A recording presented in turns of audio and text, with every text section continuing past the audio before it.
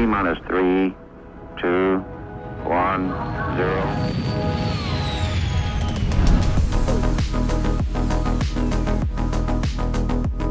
Hey everybody, welcome to another episode of the Launch Sequence Podcast. Episode 62 is looking like a good episode. I've got fellow content creator and friend here, Grumpy Eye, with me, and we're going to be talking about the glitches, the scam, the never-ending development cycle of Star Citizen. It's going to be opinion-based. I think it's going to be a fun discussion, though. How you doing today, Grumpy Eye? As you very well know, I have just woken up, so... That's the best time to do a podcast, when your brain's barely working. Yeah. How's, sure. So let's start by, I've only started watching your content probably 3 or 4 months ago. I was actually... I think it's a bit more because I saw your comments on one of my videos, like... 5 or 6 months ago, something like that. That was probably, I think the first time I commented there, I was responding to somebody who may have been talking about. So I made a video about the whole thing because of that, because I had some people that were just like, wow. It's people hear one thing and think that's the only way to go and then dive 100% into it. I get it. But you've been making content, or at least you've been playing Star Citizen for a while. Now, for people who don't know your content or haven't been able to watch any of your videos, you guys should definitely watch it. It's pretty good. This is the legendary camera angle right now. I already recognize it. Like, I feel at home. So tell everybody, what is it that you do and how did you get into Star Citizen? Oh, you want a short story or a long story? Let's do short because we want to get into the good stuff, the juicy stuff at some point. All right. So I was a musician. I didn't really play them many games. I'm still a musician. And like when Star Citizen got announced during the Kickstarter, I was... I don't know. I just wanted it to happen like as soon as possible. And it didn't happen, of course. It did not. And I followed the development for like 10, not really 10, for like 8 years. I don't know, because I pledged, what was it, like 2020, end of 2020, something like that. Mm-hmm. And like after that, I just started playing, and like it was COVID and all that, and music was not really working here in Serbia or around the world. So I just started playing, and like back in 2021, like a year and maybe a week ago, I started the channel, and happy YouTube that's birthday. The short story. That was very short. Thank you. Yeah, no problem. Yeah, that was like the Cliff Notes story. So yeah, you followed the game for a long time. When you started playing it, you said in 2020. Mm-hmm. Did it catch you off guard at all when you got in, or you feel like you knew everything as soon as you joined? I did not know anything. I was watching like morphologist videos. I was watching, I think it was like Subliminal and Forrester. And I wasn't really like looking or trying to find any like tutorials. I just wanted to like experience it myself. And the first takeoff was, you want to know what my first actual day was like? It's always a good one. Let's hear it. Oh yeah. Like never mind the bugs and all of that. So I got my Aurora, and I did, like in global chat, I asked like what should I do? People told me to get the like delivery missions and all of that, and I went for my first one, and I think I had to deliver it on Orlicer. I parked my Aurora. I left it, didn't close the door because like you need a key to like ignite the Aurora, I guess. Mm-hmm. I delivered the package. I come back to the Aurora, and there's a guy in the Aurora just taking off. It just went away. And of course, I didn't know like with like all the like insurance thing, like because people have been talking about lifetime insurance and all that. I was like, do I have insurance on my ship? How do I claim it? I didn't know. And like tomorrow I watched a YouTube video on how to do all of that, and so that's my first experience. That immediate fear of, oh my gosh, did I just lose my ship forever? Yep. The insurance thing I think is one of the most confusing parts of not the game, but like just just the project in general. Like you start hearing about insurance or seeing months of insurance, and it's like, hold on, how do I need to care about this? And then it turns out you just don't even need to worry about it for years. That's always been kind of one of the sticking points for me, especially the whole lifetime insurance thing. We still don't know what's going to happen with that. Like, I don't know. Like, once the game gets released, if the game gets released, we're going to have like 2 months or 1 month or 6 months to like play, and then we lose the ship, and then what? Because like there's a lot of misinformation even on like Star Citizens on like RSI website. There's a bunch of things that they have said that like contradict each other, and it's really hard to get to to the bottom of it. Well, basically. I'd be interested in hearing what you've read. As far as from what I understand, the insurance will be kind of like your ability to expedite a ship right now when you claim it. But if it's not insured, then you would be put in a queue, or you'd have to wait for the materials. You have to pay full price. It would be kind of just an extra hit for losing the ship, but you never actually lose the ship permanently. Well, from what I have read on like the first thing that they said on insurance, I think it was like back in 2013 or something like that. Oh boy. They have said, yeah. So they've said that if you lose your ship and you don't have insurance, you will have to buy it again in the game with in-game currency, basically. And if you don't have any ships, you can partner up with other people and do like NPC bounties or whatever, like some missions to get some money, etc., etc. So, like, I can send you the link. Like that's the first thing that they said, that like you will the ship that you pledge for, if the insurance is out.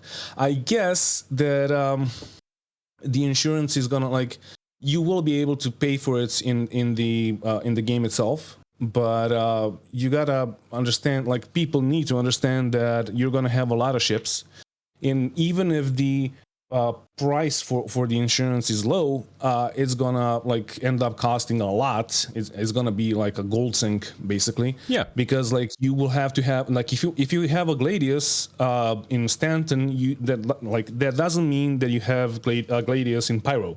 So either you transport it or you get another one. Basically. Yeah. That's actually one of the, I think, the kickers of the game when people consider it pay to win. Now, I don't want to say it's something that makes it not pay to win, but I think people don't realize how much you're going to be actually away from the stuff that you need or that you bought. Like, even in the 1-star system we're in right now, I constantly find myself being across the system from a ship I need and having to claim it, wait 15 minutes. And I like that. I think it can be a bit heavy-handed, but I like the idea of it because it makes you consider the time that you've put in and where you're actually keeping all your stuff. Yeah, I mean, I guess I don't really think that this game is gonna ever be like straight up pay to win, like, I don't know, War Thunder, for example. I don't know. It's a weird one. Like, let's say you have a RSI Orion, right? And that ship is gonna like make you a lot of money, much more than a mole or a prospect or whatever.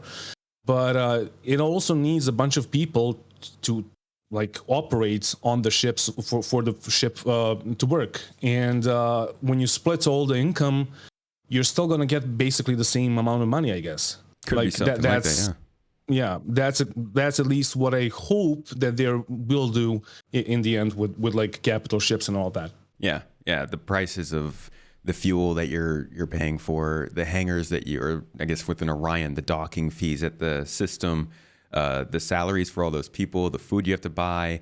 Like, there's a lot of expenses that are going to go into this stuff that, I mean, obviously it's still not quite in the game, but that's a good point. They're making all of the stuff, and then it's up to them to figure out ways to balance it in the future anyways.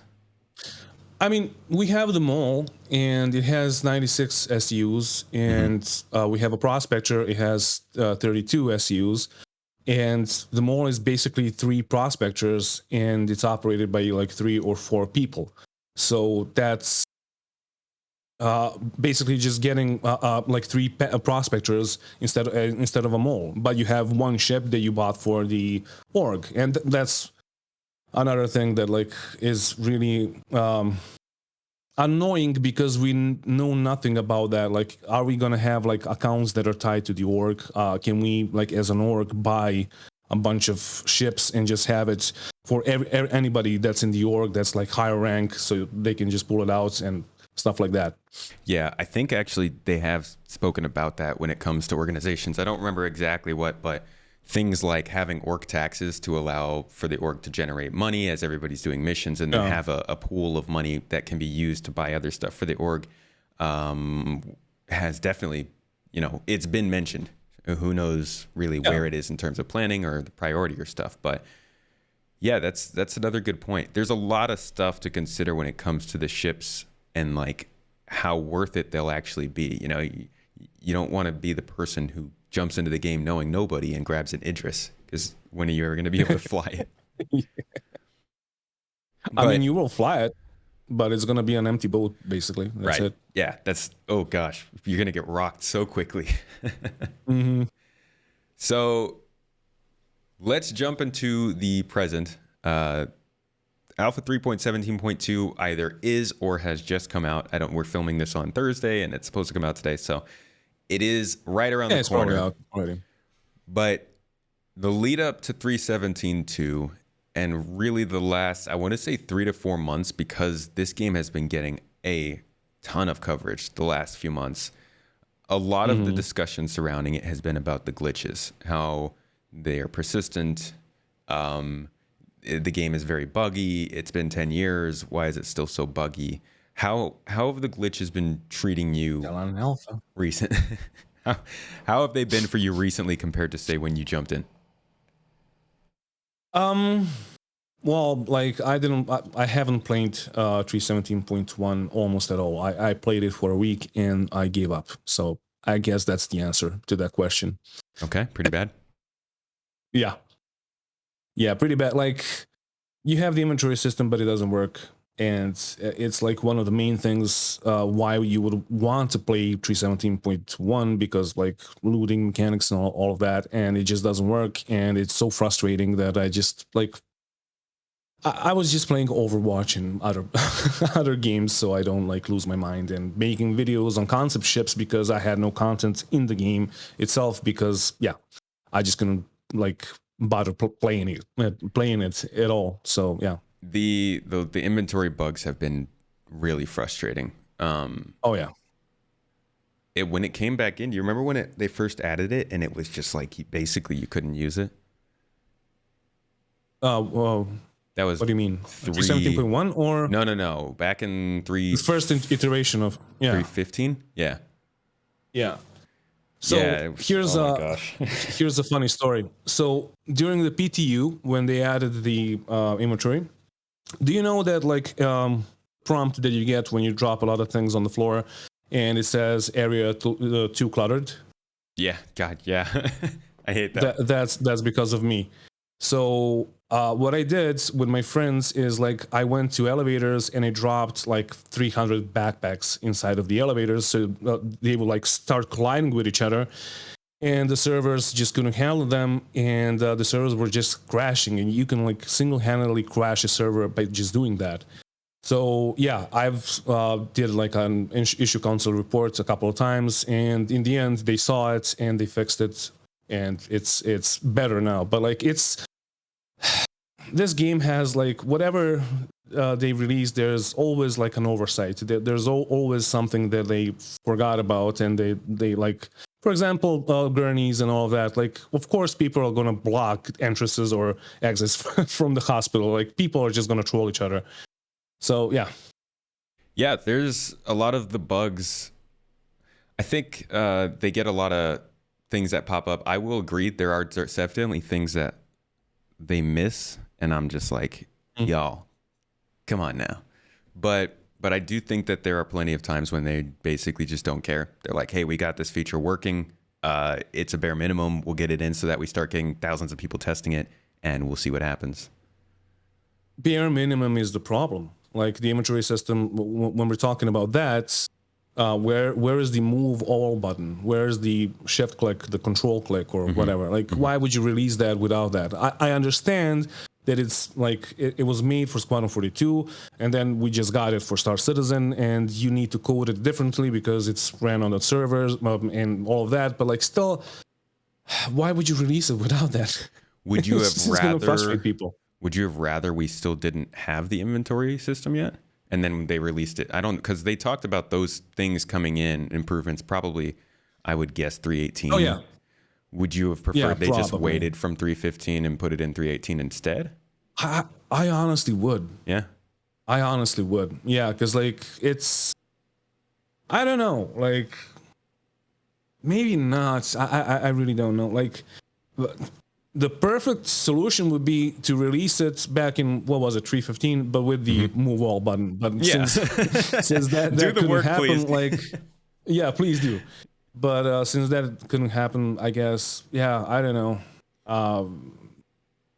The way I see it I is don't know. like, We wouldn't get anything that patch then. right. And the way I see it is like, it's a little bit worse because now we have to wait to get these improvements. But at the same time, and don't get me wrong, I actually thought, because they mentioned when they first brought it out, they were like, hey, you know, we got this feature working. We haven't had time to put in some of these extra things that we wanted to do. Those are things that will come later. I heard that and I was like, oh, okay, they'll put them in the next update or two. So I am disappointed at how long it's taken for them to get those features on there. But at the same time, I look at it and I think, you know, whatever testing was done in those few patches that we didn't have, it probably helped with some bugs that would have popped up in the future anyways, or some kind of functionality that they would have had to fix anyways. Hindsight's always 2020, but I am, and I might be in the minority with this, I am very much about just like get as many things into the game running together so that we understand how they actually work and then get them running well. But that's changing a little bit because of what people expect from the game. I mean, here's the problem with that. We already have a bunch of things in the game, but it's not like they're not the final solutions. For example, ship-to-ship combat. How can we give them feedback if this is not the last iteration of ship-to-ship combat, right? Yeah. Like capacitors, they change them again for some ships. Most of the ships or all the ships got that like once you divert your power to like I don't know, thrusters, your weapons are still gonna recharge, which is a nice addition. But those are like some small changes, but still there's a lot of things that we like. How can we give them feedback on EVA if we are still waiting on EVA tier 2 and stuff like that? Like we tend to get tier 0 implementations and then we are not sure what's it gonna look like in the end. Like for example, the cargo, you saw the cargo, what's it called, on the kiosks, the new like GUI that they did for the cargo. Yeah. Yeah. So my first response was like, what are you doing? Like, but then, like, because there was an outrage in the community, they were like, okay, this is the first iteration just for us. It's going to look differently. Yeah, okay. But, like, why would you even release that then, like, in the ISC? Because, like, it just, like, surprised people, and it just, like, made people think that they don't know what they're doing. And I'm pretty sure that they do know what they're doing. So yeah, it's a catch-22, and that last thing you said, I think, is what it really comes down to, and probably why this game, honestly, along with most debates nowadays, seem to be so heated and intense. It comes down to how you perceive what they're doing. Like, you can look at the fact that they released something unfinished and say they don't care about this game, they don't know what they're doing, and they're not trying. Or you can look at it and say they tried to put something out that's like a first try and it's not very good, but I do think that they probably are headed in the right direction with it. And it's hard to really go fully either one way. I think that's where a lot of the discussion around open development comes from, is like, do you really want to see everything that they're doing? Because then you can't see what they have planned in 6 months. They try to tell us and they try to show us, but it's like drawings on the paper for them. So why would they? Yeah, that's a tough one. What do you? I don't know. Like the main issue is the lack of manpower, I guess. Like, for example, the Banner Merchantman is currently being done by like 2 developers or 3D artists. We had a guy that was like single-handedly doing the AI thing, like for this patch for 317.2. So it would like smooth out the AI, and he was doing that for 8 months, and it didn't turn out as was he that? intended to. What was the navigation? So, no, it was the like for the AI not to like teleport rubber bands and for it to be more responsive on like low tick rate servers such as we have. But yeah, like it didn't turn out like it was supposed to. So like we always like it's the same with like for example trolleys. Trolleys were made for Squadron 42, right? But then they gave us trolleys for Star Citizen because we're going to need them for cargo and all that. But the trolleys were not really working because it's one, like, there's a difference when you're coding for a game that is hosted on your own PC and when you're coding for a game that is hosted on a server. Because, like, server tick rate and all that and server lag and blah, blah, blah. And then you have trolleys that are just like colliding with the ground, and then like they sink too much in between ticks, and they just like jump off and like kill you basically. So yeah, like that's the issue with like the lack of manpower, or maybe it's not even the lack of manpower, but like I guess their best game designers and programmers are working on Squadron 42 instead of Star Citizen. I think so, yeah. Also, I don't know if you remember when or saw, I think it was last year when they started to talk a little more about how they were switching teams over and doing this whole thing where the features would go through testing in Squadron and then be released tier 1 to us. I think the trolleys were a really good sign. The trolleys, the cargo decks, the mounted turrets, I think those are all really good signs of why they need to do something like that. I'm not going to say that they're doing the right thing by putting it through Squadron first, but I do hope that we do stop seeing feature additions like that, because back then, the development felt different. It felt like if you have something CIG, put it in the game because we have nothing to do. Now it's starting to feel a little bit like a game, and I don't know about you, but I'm more of the mindset of the things you put into the game need to make the game better now. They don't just need to be additions. They need to be like worthwhile additions, and I'm totally on board with them holding off on stuff like that. Yeah, I agree. Do you think that the tier 1 applications, when they start bringing that stuff in, do you think that it's actually going to start to make a difference in terms of the stability, the glitches, the problems? Well, I don't know, solely because whatever they make for Squadron 42 is not the same. It's not going to work the same on a server. That like they're currently doing a rework of the FPS mechanics, like weapons and all that. I don't understand why, because they're fucking awesome. But yeah, if they're going to be better, even better. But we still have the issue of your, like, you switch your gun and then you have your med pen, but you have your gun, but you have your med pen, and it's just like laggy because of the servers. And that's like something that needs to be fixed, or I don't know, maybe just fix the servers. Well, that's a big... I mean, I'm a musician. I'm not a programmer. Right. Yeah. I'm not a doctor. But that's like the big one. Kind of jumping ahead, really, in the discussion. We'll jump around. But I did want to talk about how a lot of the glitches, or at least the way that the glitches are perceived, seem to be caused a lot by the server tick rate and server performance in general. So you see a lot of questions of like, why is this game so glitchy? They've been working on this for 10 years. They've spent so much money. They still have glitches. Clearly, they can't program. But I'm also I'm hesitant to say that the server problems. I mean, I feel like people are starting to think that the server problems are going to fix everything when they are improved. Yeah, we're all waiting for the Jesus patch and server meshing. Yeah, see, I don't see it. I think 4.0 is going to be a great patch. I think it's going to help a lot, but I don't think it's going to fix problems. I think it's going to give them the better ability to fix problems. If anything, it's gonna cause even more problems because we're gonna switch from like one type of a thing to another type of a thing that we have not experienced yet, and it's gonna cause, or CAG has not worked on yet, and it's gonna cause even more problems. But I mean, we will cross that bridge once we get to it, I guess. Yeah. So when it comes to the way that they advertise this game, because again, going back to the things that people say about it, oh, it's been 10 years, it's been a lot of money. A lot of people are playing this game. Why aren't they fixing it?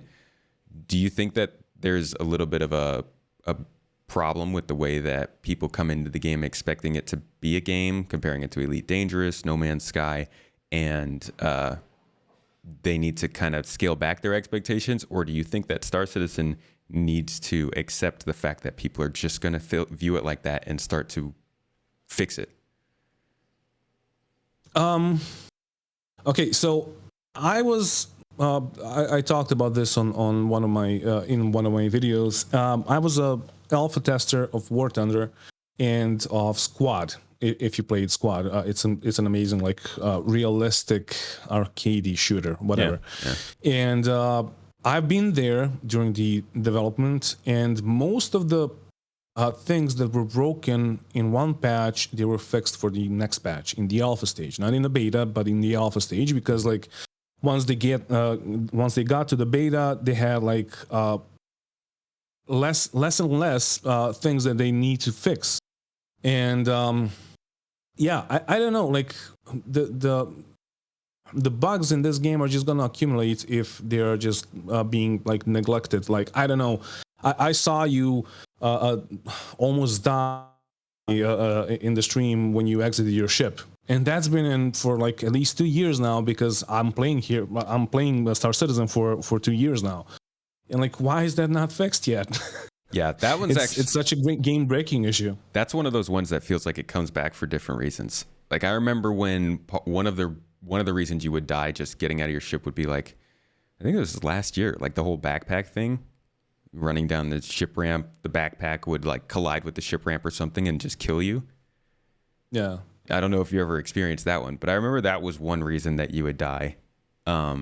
I mean, maybe, but I just write it off as, okay, I have exited my ship and I died. That's Star Citizen for you. Right. So.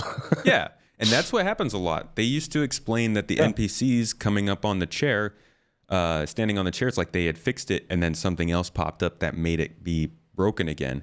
And it seems to happen with a lot of different bugs. There was also, I mean, programming is. Yeah, I just wanted to say that programming is really hard. Like you change a font on the elevators, on like the menu on the elevators, and it completely breaks the elevators or the skybox or whatever. It's just like everything is connected, and it's really hard. And like what they're doing with like releasing a patch like every 3 months, it is really hard because like and you can't really expect. No, what was the word here? Expect. Thank you.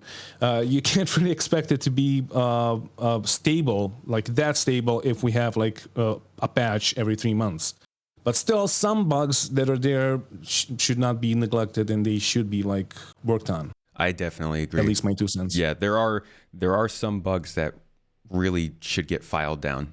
And going back to kind of the initial question I asked with that, I think the perspective of the game dictates how much they need to be fixing.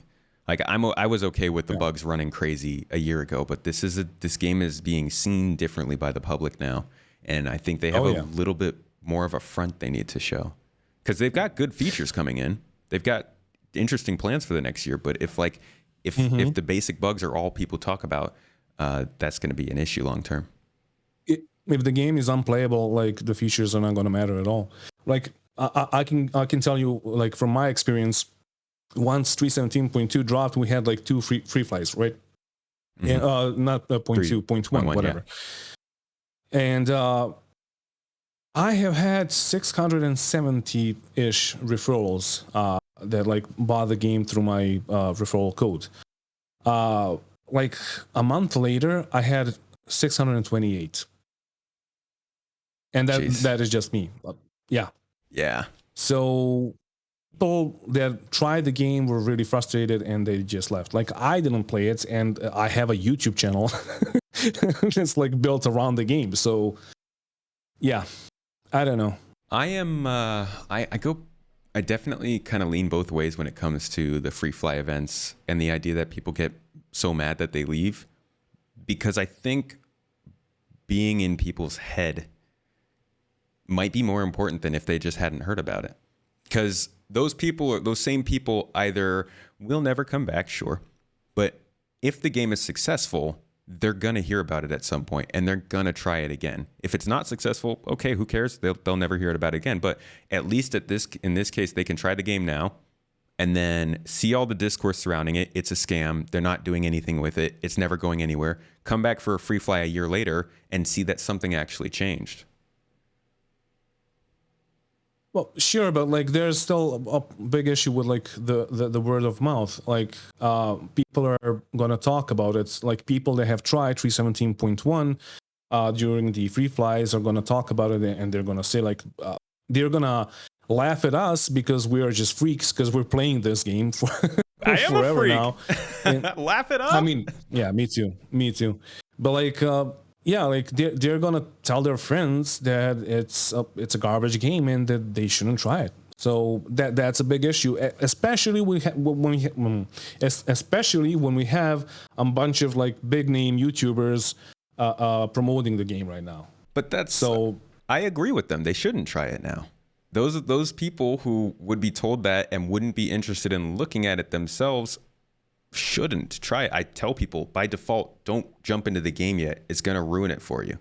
Let it stew, let it progress. At some point, some big YouTuber or somebody might make a video that catches your eye just once in 3 years, and maybe then it looks okay.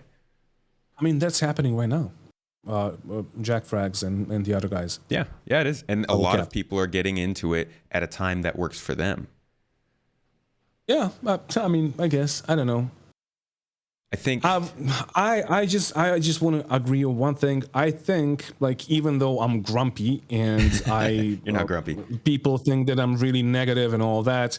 I really do think that most people should try this game out because see it for what it is, and like during the free fly events, if you don't want to pledge, but you will see it for what it is, and you will like. Understand that it's not done yet, but maybe something is going to catch your eye and maybe you're going to stay. And like for me, I can't really play more. Like the only game that I'm playing right now. You can't really play what? I can't really other games. Oh, okay, yeah. Because like Star Citizen has like broke all the games for me. It does that, man. Yeah. I hate it. Yeah. It's like and it does this thing where you play Star Citizen, then you go and play another game, and you're like, wow, this game's great at that. I wish Star Citizen did this. Exactly, dude. Exactly. So, yeah. Like, I played Titanfall 2, like, a few months ago. Well, I never played it before, and I was like, oh, I can't wait for mech suits in Star Citizen. Mm-hmm. Like, dude, you have another game. Yeah. Just play it. Yeah, I was playing. Yeah, it's not the same. I was playing Hard Space Shipbreaker the other day, or a few months ago, and I was like, this is incredible. I love salvaging now. When is salvaging coming to Star Citizen? I'm like, bro, you're sitting in front of an amazing salvage game. But it does that. Yeah. There's something about the game that, despite how frustrating it is to play, because anybody who doesn't actually watch my stream, I get super frustrated playing the game. There's just something unique about it that's worth coming back to if you can put up with that.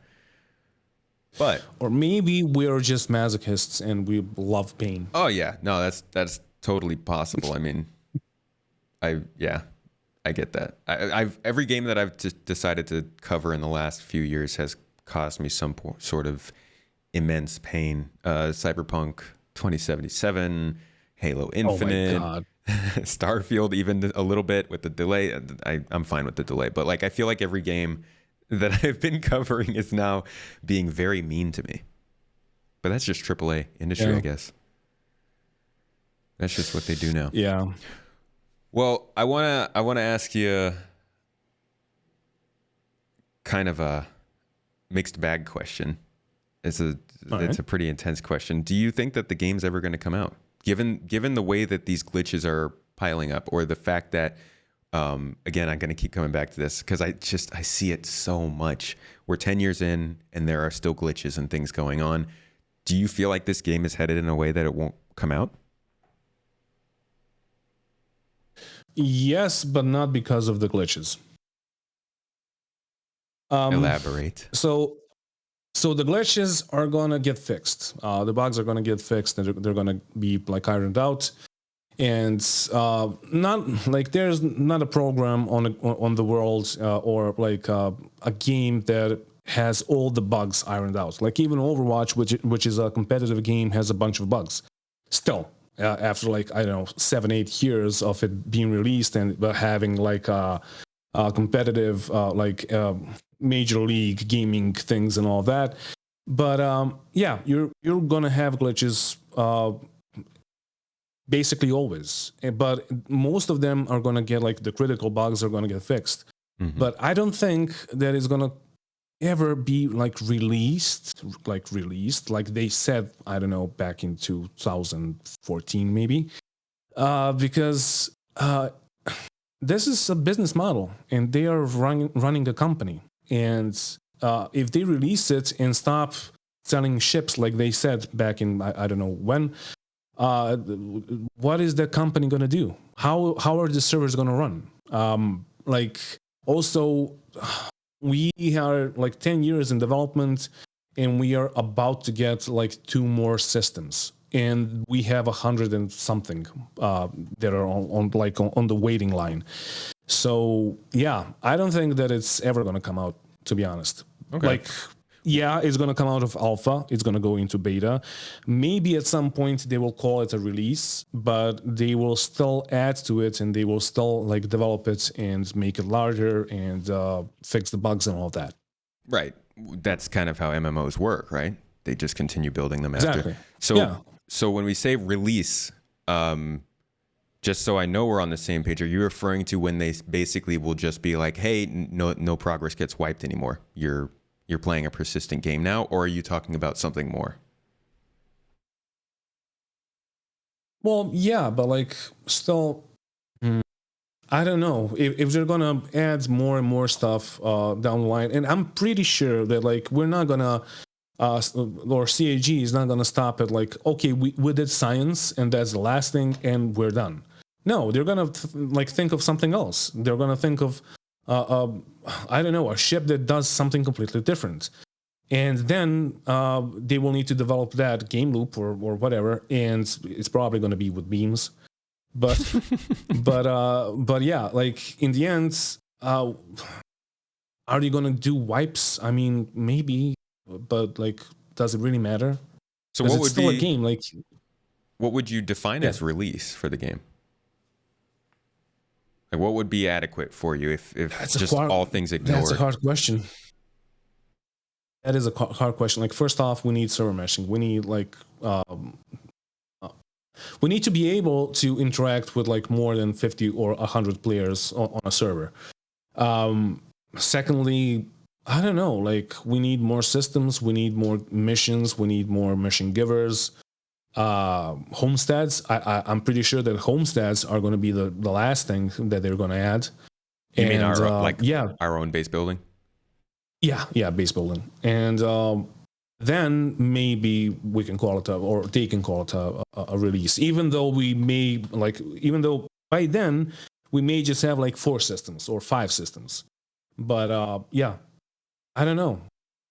It's a really hard question. Like, it's not a question that I should be answering, to be honest. But that's I think that's part of like the huge crux of the whole discussion is like everybody considers release to be something different. Because like when you look at the comments on a video or an update or something like that, people will be like, why are they building this gameplay? This isn't why I'm playing Star Citizen. I want that. Like, a lot of people consider the game to not be being worked on unless it's the thing that they like that's being worked on. And I think that's just people. Yeah, that's how we work. I don't think this game hasn't even started development. Where's data running, right? But I think that it gets confused a lot when we talk about that, because the general idea of release, at least from what CIG has communicated, is that the game will be released when they stop wiping progress patches. They basically say everything's persistent. Well, I mean, I think that there is a realistic time at which they can stop wiping progress. Like you said, server meshing definitely needs to be in. The economy needs to be running to some extent. They have to get rid of major bugs that will kill you all the time. And there needs to be a decent amount of mission content. But like when it comes to, say, farming or being able to have pets or like a black hole star system, like those things wouldn't be required for the game to be finished, right? They could come in a DLC kind of a patch. When you mentioned, they already talked about DLCs with like you being able to like choose another race than like just a human race, right? Be like a Vandulu or whatever. But what did I want to say? Yeah, you mentioned like economy and all that. Do you remember like back in 2013? I think they were talking about like you being able to buy stocks on the stock market, like inside the game and all of that. Really? Yeah, like when I saw that, and it was like, I don't know, 9 years ago. I'm gonna try and find the link for that and post it on your channel. But yeah, it was just like surprising to me, and it was amazing. And I was like, okay, a completely player-driven economy, that would be awesome, right? Because you can just buy stocks, or you can just like buy all the wheat or whatever hedanite that is like running around the verse, and you would just like hoard all the hedanite, and people would need to buy it from you or something like that, or and that would like spark wars and all that. Yeah, I get and that. That was just like an amazing idea. Yeah. So, yeah, pets. I mean, yeah, sure. But that's maybe we're gonna get like a Tamagotchi or whatever it's called. We've seen. There was an update on and now I just did a video on the quantum systems, so I'm very well aware of how much hasn't come into the game yet. But we've seen them talk about the same stuff consistently year after year, so we know that that's still definitely a plan. And I don't think they could continuously talk about it as much as they have and build it into the game's foundation as much as they've had without that not happening. But it is the whole 9-to-1 AI to player ratio, so we won't be running the economy. But we do see that already. Commodity prices are starting to change based on player demand. And that is unfortunate. To be honest, I would love it to be a completely player-driven economy. And then we have like, first off, yes, like larger organizations or corporations or whatever you want to call them, they will have all the resources. But then you would have like other smaller organizations like joining together to fight them, so they can still like steal their loot, or so they can like, I don't know, profits from that war. And you have like gun runners, and you would have like a bunch of stuff that like just goes with it. And yeah, having like you said, like 9-to-1, I don't know, it's okay, but it would be nice if it was like completely player driven. But I don't know if that's even possible. I think I'd be down for like a 1-to-5 ratio, but I do like the idea of how they want to link AI and players into the same system, so they're taking the same missions and stuff. That way, like, say you had a fully player-driven economy, and then you were in the Nix system, and nobody in the Nix system wanted to do any sort of cargo hauling. So no cargo ever got moved in the Nix system, which means nothing ever got made, which means nobody ever got to do escorts or any of that stuff. And if it was completely player driven, that would just be the end of the story, right? But if their AI is still there that can do everything players can, then at least they can pick up that slack and keep that economy and that system going if players have kind of screwed off, you know? Yeah. So I do like that idea, but I know that the player-driven economy model, like in EVE, is something people really like to see. I think the jury's out on whether 9-to-1 is going to be good enough for players to feel like they're making a difference. In EVE, most of the lore of the whole EVE universe is made by players, like the wars between people. But when I mentioned wheat, I think that like one of the orgs in Eve, I never played it, but I've read on it, and one of the orgs were just like collecting something like wheat, for example, and they had basically like 95% of it, and the whole like game community, Eve community, just like started a war with that organization because like yeah, like you can't do that. We need that to survive. We Right. need that to craft it, etc. So yeah, that's why we have the Polaris, right? Yeah. And again, Or the Perseus. it's up to them to make sure that the game gets balanced so that we can actually use those ships for what they're made for, right? If they start the economy and they're like, players aren't really making too much of an impact on this, I expect them to be like, okay, we're going to start adjusting this to make sure it's working right. That's why we're here, right? To keep the pressure on them when they put something that big in the game to be like, hey, this is looking good, but not quite up to snuff. Of course. So I do think that the definition of release definitely will, decide whether or not people think it's going to release. But I think we do both agree that this game will be developed in some way for a long time. Oh yeah. Yeah.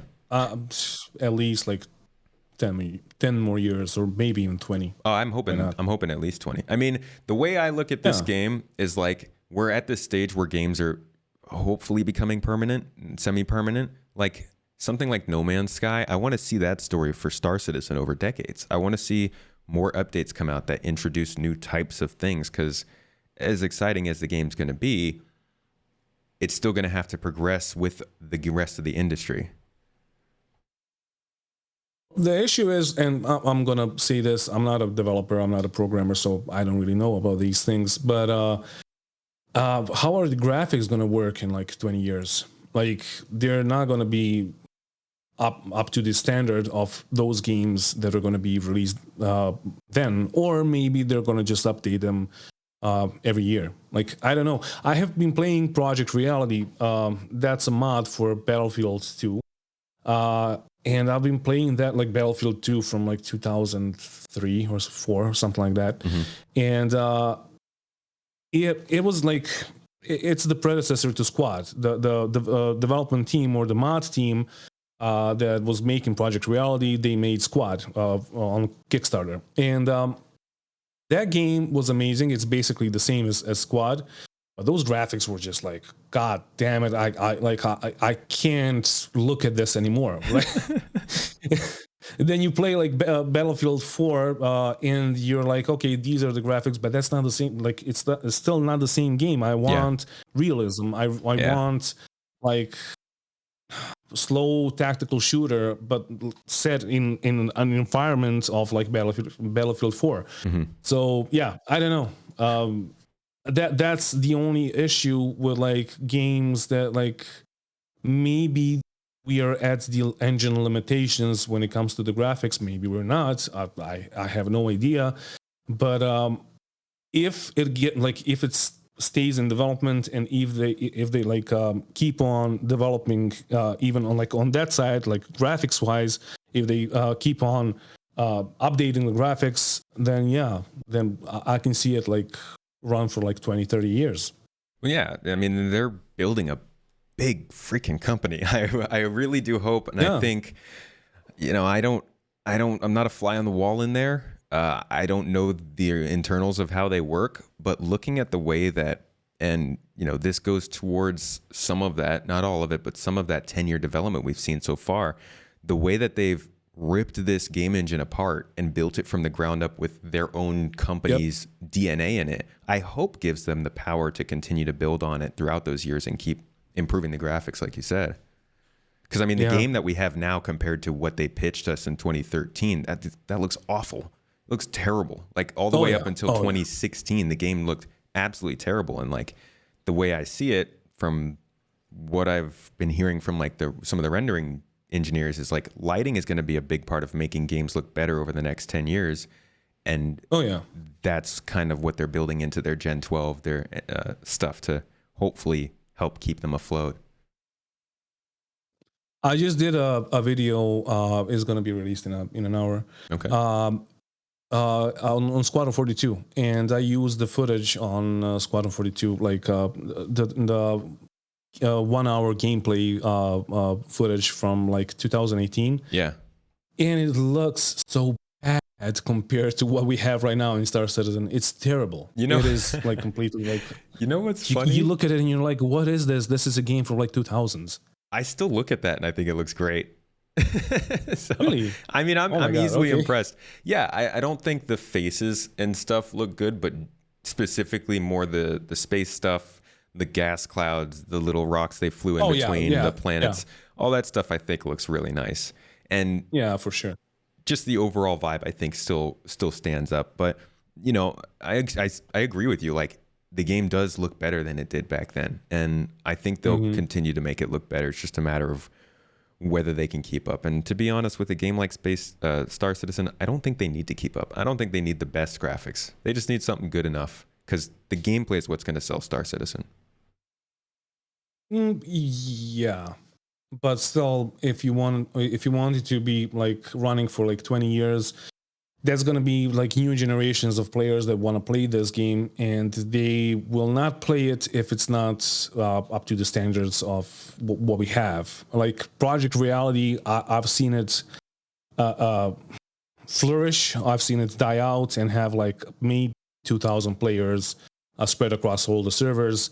And we were there like each day. We were playing every day basically, but still it just died out because it was like a 10-year or a mod for a 10 or 12, 15, whatever year old game. And it just looked like shit. But look at games like RuneScape or CSGO, how long they're able to last on just subpar graphics. And then consider that. Well, I don't know what.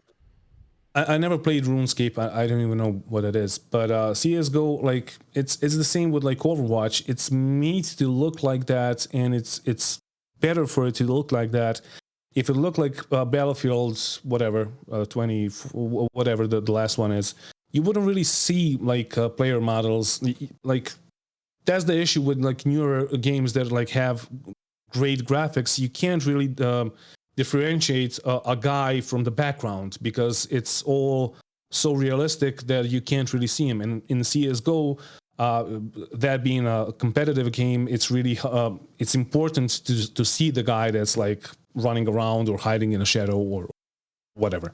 Take advantage of the context of the game to make it a little bit easier to make the graphics work. Yeah. I mean, yeah. For example, in Overwatch, you have like red red outlines on the enemy players, so you can see them. So you can like know that, okay, that's an enemy, that's not my teammate. Maybe they could just shift Star Citizen's graphics to look like a classic Ripley Scott alien movie, and they can just have that as their excuse. It's just old sci-fi. Yeah. It's fine. Yeah. Speaking of your videos, though, jumping topics here, that I think this is a great way to finish this off. You released one, I think, last week, and I gave it a watch, and I enjoyed it. We talked a little bit about it, like the whole financial stuff surrounding the game, but the overall idea of the video you did is Star Citizen a scam? And I think we both will agree that it's not necessarily a scam, but there are some confusing aspects of it. Do you want to elaborate a little bit on the video you put out and why you don't think the game is a scam? I mean, I've said it all in the video, but yeah, they're spending so much money, they are employing so many people, and it just can't be a scam. First off, you can play it. It's not a scam if you can play it. Secondly, I did all the calculations in the video, so I forgot most of it. But it takes them like 80 to 90 million a year just to sustain the development teams that they have, and just to like keep the company running. So it can't really be a scam if it takes them that much money. And like, if it's a scam, what are those like 800 people doing like every day? Are they just like employed and like playing cookie clicker or what? Like, it's just a weird one. Like, I don't know. They're rolling around in their cash. You can, yeah, sure. Like, you can see that the game is being developed. you can see like we're having a patch like every 3 months. So how can you call it a scam? I just don't understand it. And then I never understood. That's why I did the video, because I know that I had some subscribers that, and I lost a bunch of subscribers because of that video. Really? But oh yeah. Well, I mean, like, there's about Star Citizen refunds subreddit. Yeah. There's a bunch of good people there. There's a bunch of people that they don't really want refunds, that are not really like. Does anybody there want like, refunds? I feel like I've never seen anybody actually talk about a refund there. Yeah, like the pinned post is like how to get a refund, and some people did.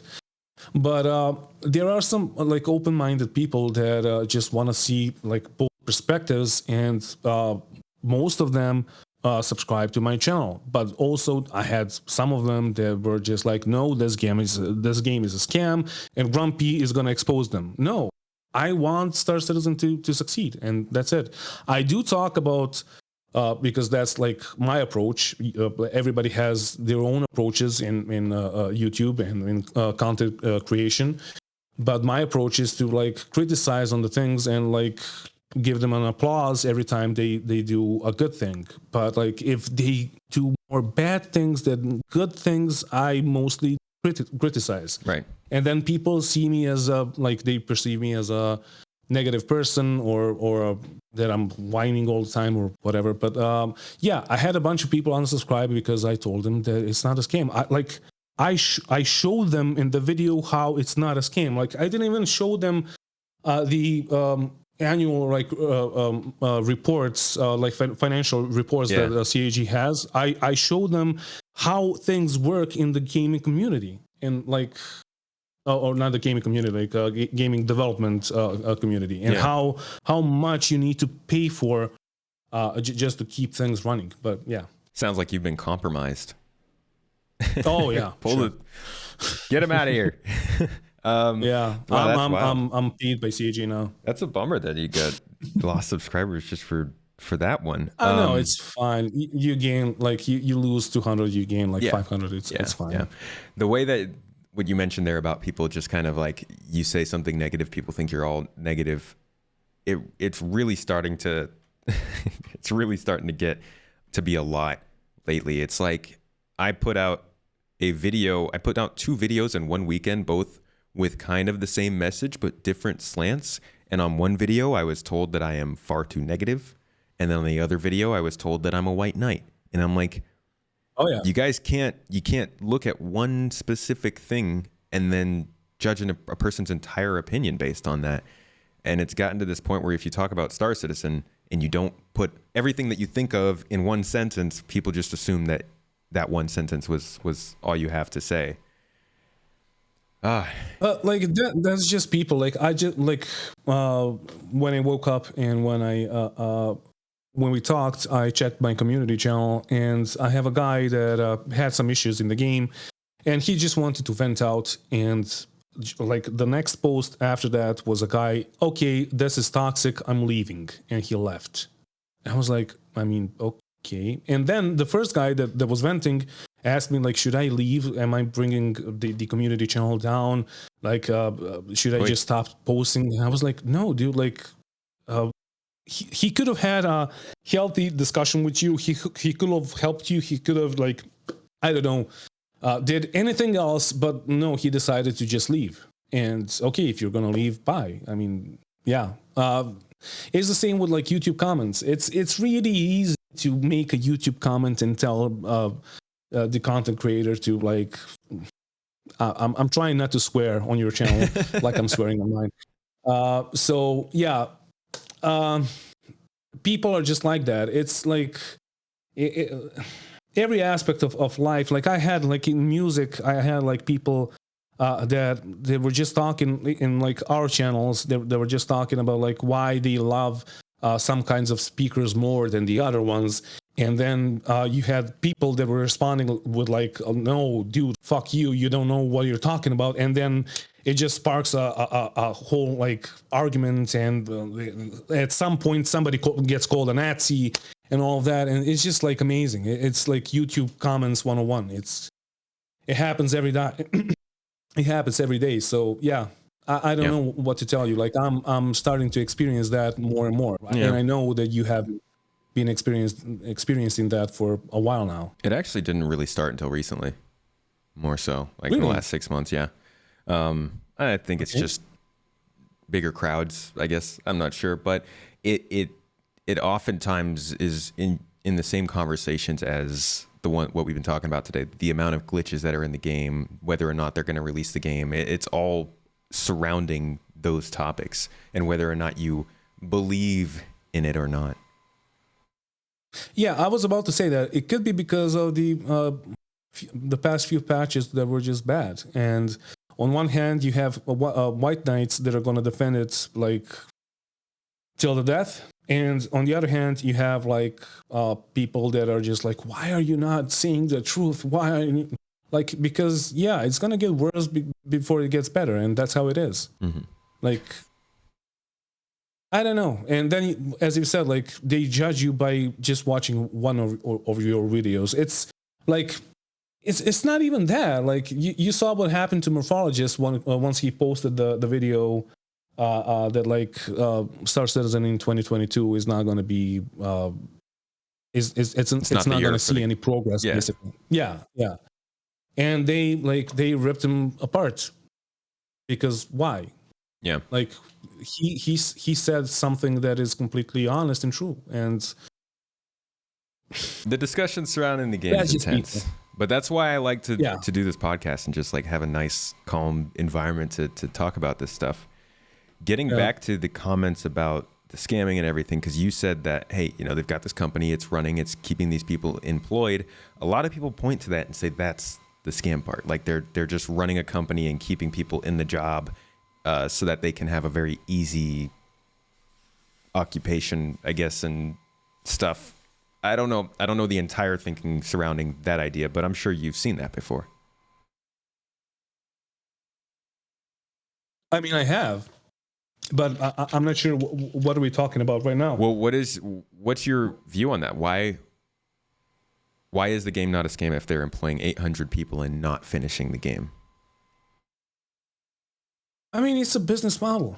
Like, okay, so the ship prices are way too high, especially for me being from Serbia, a third world country. I like my monthly rent here is the price of one of the ships, like one of the medium-sized ships, and you probably have the same thing in Turkey, right? Oh yeah. And and like our average wage here is like, I don't know, price of a MSR basically. So 280 euros. Be about 110 bucks here. For really?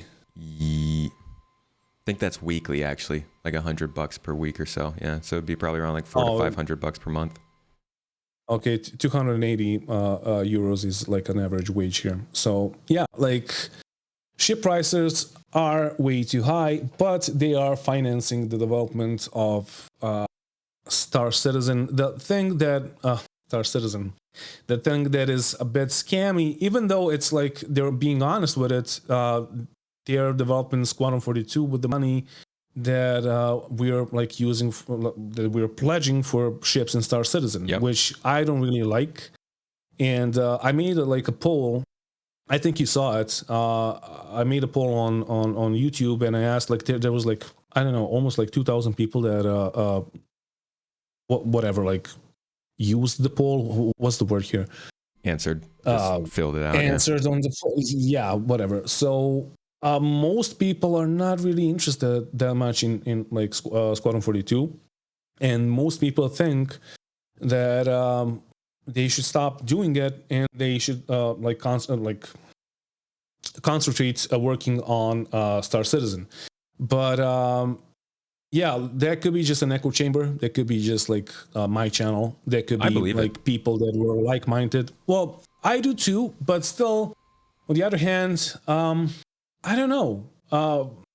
We have a lot of like unexplored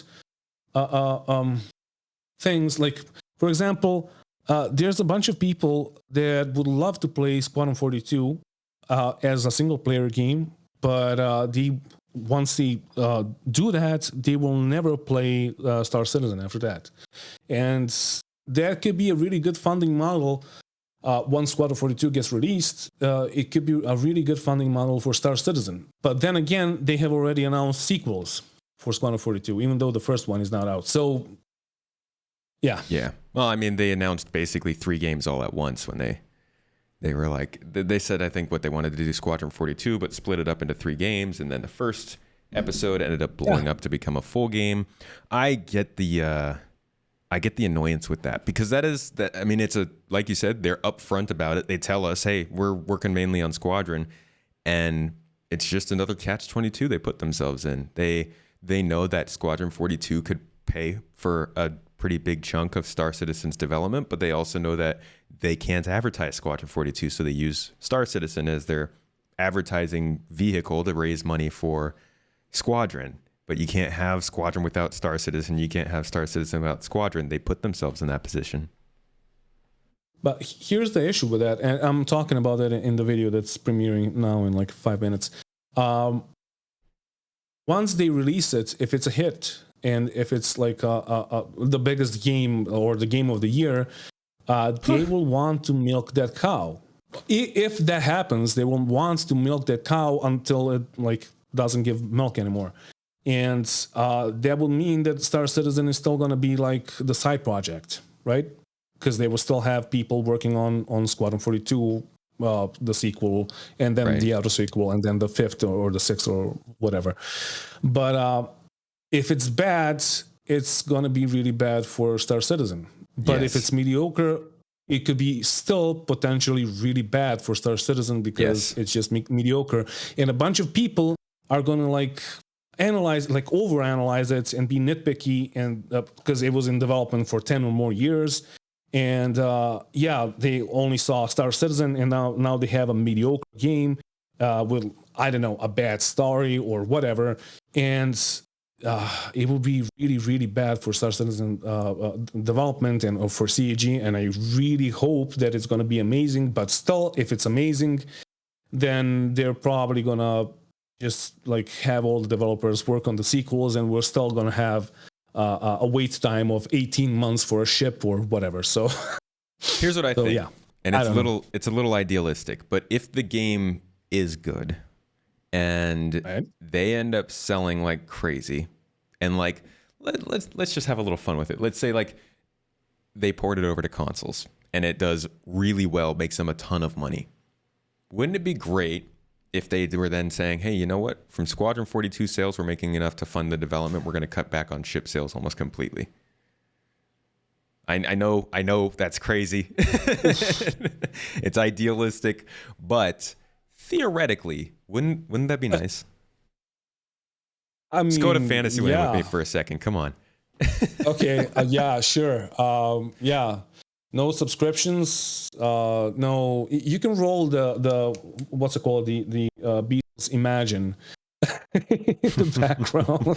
I think that they will be able to cut back on ship sales. I don't think they'll stop, but I think that Squadron 42 could be the key to allowing them to not have to rely on them as much to develop the game. Well, what I think is that, I might be wrong, but I think that like Squadron 42's success or flop is gonna like fund the sequel for Squadron 42, and that's it. And maybe we're just gonna have like ship sales for Star Citizen, and maybe, hopefully, and that's still like in the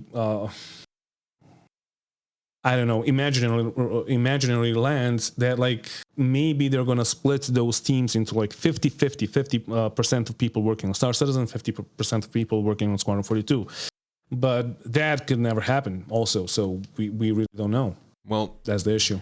They're blowing up the company, right? 1,300 people, something like that they're aiming for in the next couple of years. Like, they're trying to build the workforce. They've bought the studios very long term, it looks like, for this kind of an endeavor.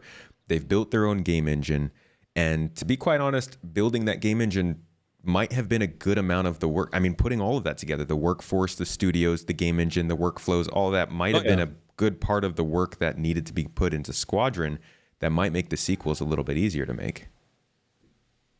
Well, yeah, but you will still need to like mocap and have writers to rewrite the story. You will have to have like You don't voice think actors, music.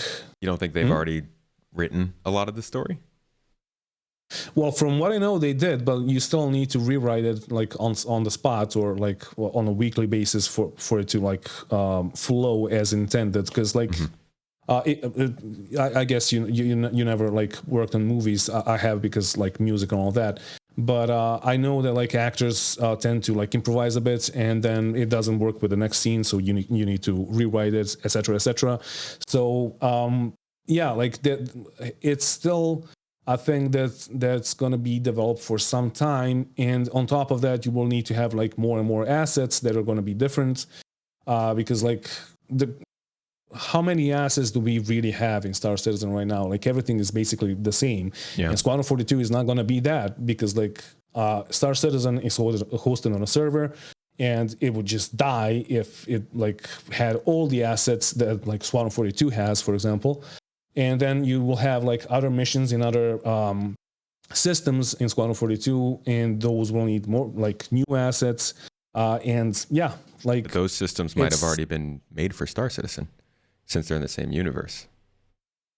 Well, yeah, but like Squadron 42 is in what was it? Odin and another system. I forgot. It's not Verpal. It's Vega system, and those are not even announced for Star Citizen. So that's not I far. don't know. Odin is, I think, 3 jumps from Stanton. Okay, yeah, I think, yeah, because if you can draw a line from Pyro, Stanton, Castra, either Castra or Magnus, and then it goes to Odin. I think it's less than 3 jumps away. But it does seem like they're kind of moving in that direction. I'm amazed that you like that you memorized that. But yeah, okay. I don't actually know if that's true, but there's a group of 5 planets or a group of 5 systems that are kind of expected to be the first systems, because if you look at the systems they're working on, Stanton, Pyro, and Nyx, they all make a line towards Odin. So if you threw in the last system as Odin being the 5th system, they'd only have to fill 1 more in before that, and they'd have 5 systems right there. That could be Vega then. And if so, that could mean that like with Squadron 42 release, we may have 2 more systems, maybe? Yeah, a lot of people expect Odin to come in when Squadron does. I think maybe it'll be a little bit later, but it does help that they're able to work on those things in parallel and together. Yeah. One other comment that is made about the whole scam thing is something that you actually brought up before. This is a business model of development, and people like to say, you know, hey, they found out how to keep getting money as a developing game.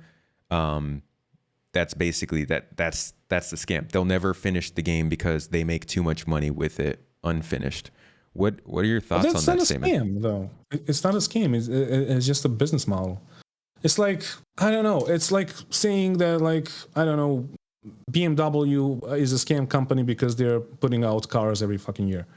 Like, yeah, because that's their job. That's what they do. And CAG made their business model around selling ships, selling subscriptions, and those like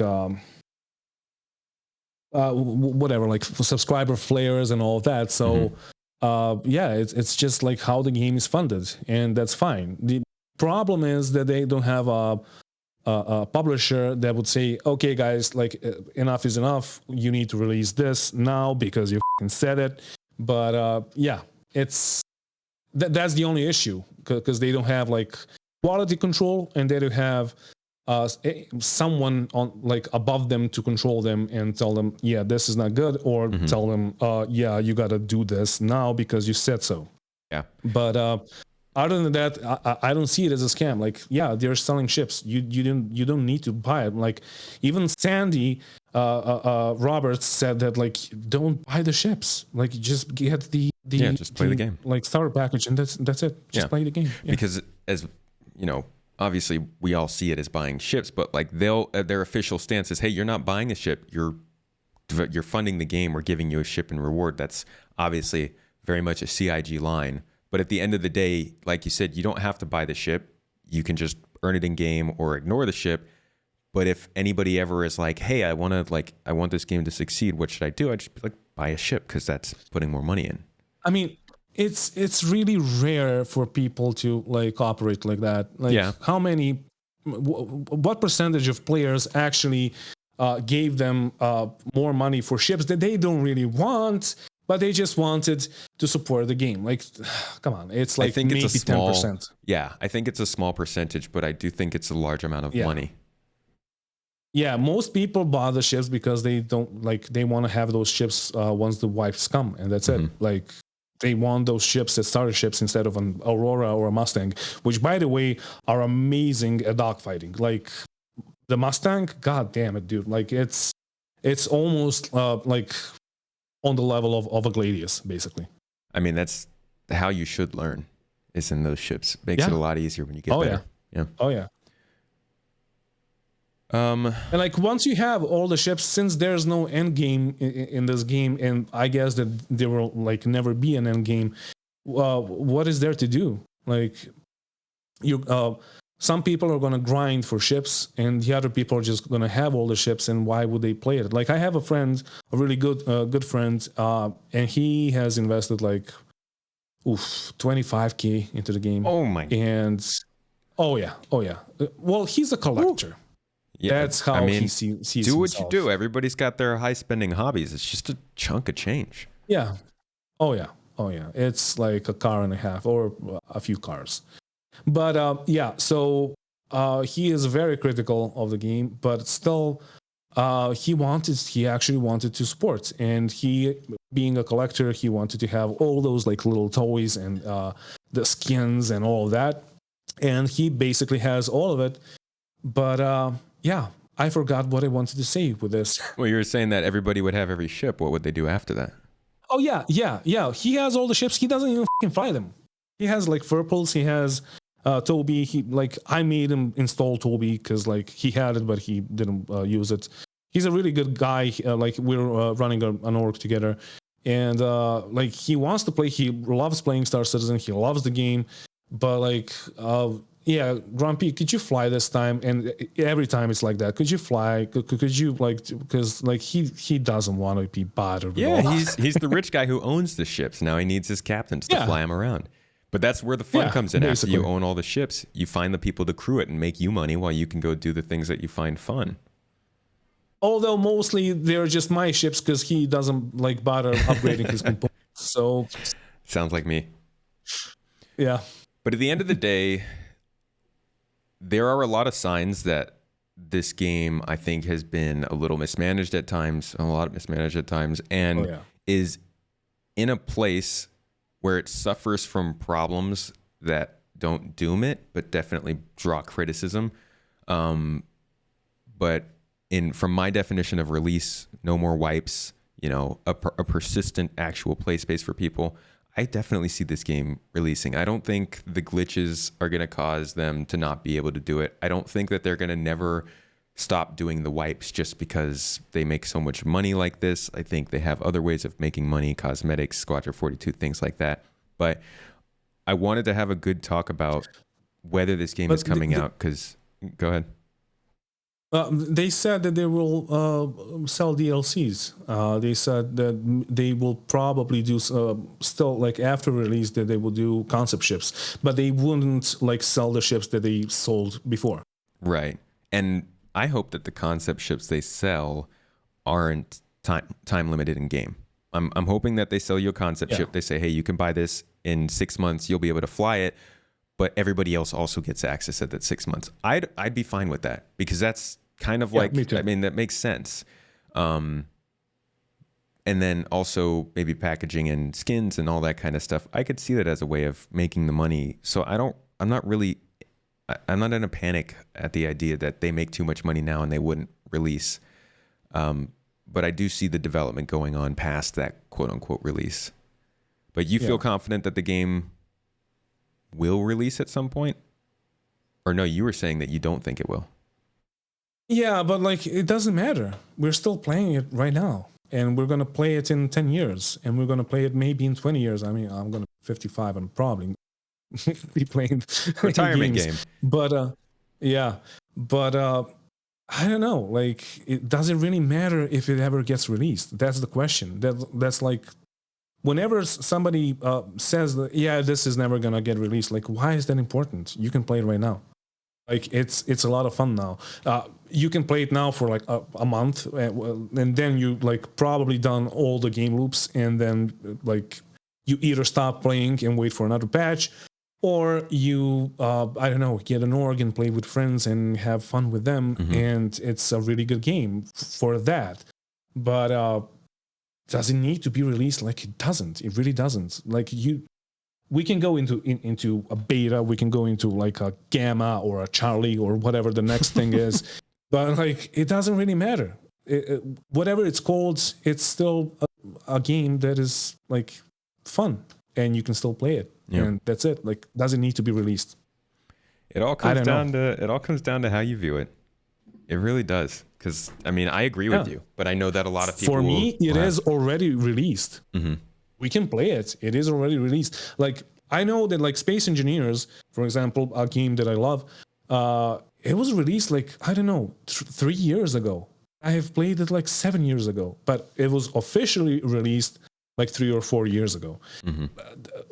There were no like notable changes for the release and after the release. It was just called the release, and they were doing DLCs before the release. They were doing DLCs after the release. DLCs, I don't know if you played it. They are mostly like cosmetic, and whatever they introduced, like a new block that has like new functionality. Have you played Space Engineers? No, not really. So it's Minecraft, but in space. It's really good. You should try it. Like, you make your spaceships, you make your bases, and then you conquer the other planets and moons. But yeah, like whenever they do a DLC, they introduce a new thing, a new block. Those blocks that have some functionality, they are available to everyone. But all the cosmetic stuff is like locked behind the DLC. That's like $5, which is not that bad. Yeah.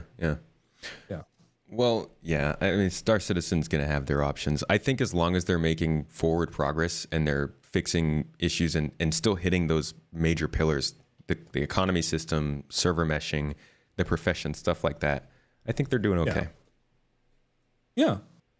I mean, for a full release, we would need to have a working economy. Right. Yeah. And a lot of other stuff. A lot of stuff that's still missing. We got a ways to go, but... overall, I'm really not that worried about the future of the game, at least in terms of whether or not we're going to be able to enjoy it. Me neither. Well, Grumpy, I'd like to thank you for coming on for this episode and talking for a solid hour plus. Thank you. This was a good talk, and I think... Thank you for calling me. Yeah, of course. After we've talked a bit over the last couple of months, and like I knew I wanted to get you on because I like your content. I like your criticism. And at some point, I'm definitely going to get you on you and Salty Mike, and we'll have a go at it. But I also really wanted to talk about your video from last week. So thanks for joining me on this one. And before we finish up here, if you want to let everybody know where they might find your content and what kind of content it is. GrumpyEye. And it's usually just commentary kind of stuff? Oh, no. Well, you saw it. Like, most of it is, like, I have, like, I don't know, some... rant videos that are like Sunday videos. Sometimes they're like this one, basically like a talk show kind of thing. But yeah, a lot of updates, a lot of like things that are surrounding Star Citizen. Like, if there's a new thing, a new weapon, I review it. If there's a new ship, I review it. Like, basically everything that anything that has to do with Star Citizen, I cover it like immediately. or as soon as possible. With a slight grumpy twinge of flavor. Of course, yeah, and I have like my weekly like show is whenever there's an IC, I do an outside inside Star Citizen. When I mostly just joke around and I'm like, I don't know, acting. Sometimes I'm crying with Jared and holding him and all of that. Like it's just like it's a good time. I don't know, like yeah, I think that like we the content creators, we need to like have like a light perspective on life, and just like we are entertainers, like as the musicians or as the comedians. And I think that we should all like be a bit more or a bit less serious and try to make people laugh a bit more. And yeah, that's my thing. Something I'm working on. I'm actually at least used to be a lot less serious in real life than I am now. So I'm working on that because gets exhausting being serious and talking about Star Citizen. Oh my gosh. But anyways, I want to thank you one more time. Thanks for coming by. This was a great talk. And thank you to everybody else who came and listened or watched on YouTube. As I say all the time, our audio platforms have no ads. So if you want an ad-free experience, maybe on your morning drive, go check those out on your platform of choice for podcasts. And if you'd like to listen or watch this live, actually our supporters are sitting in the room right now. They're able to ask questions and chat during the show. So if you like that or you are a supporter, consider coming and checking us out. But again, a thanks to you, Grumpy. Thank you to everybody else in the audience. Thank you. And we will see you next week.